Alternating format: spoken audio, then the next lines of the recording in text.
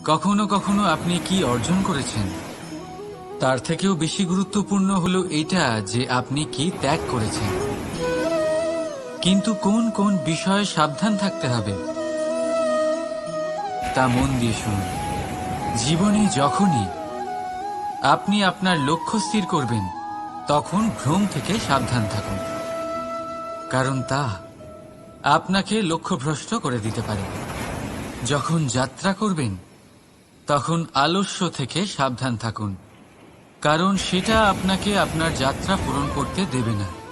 যখনই ন্যায় করবেন তখন বন্ধুদের থেকে সাবধান থাকুন, কারণ তারা আপনার ন্যায় করার ক্ষমতা দুর্বল করে দিতে পারে।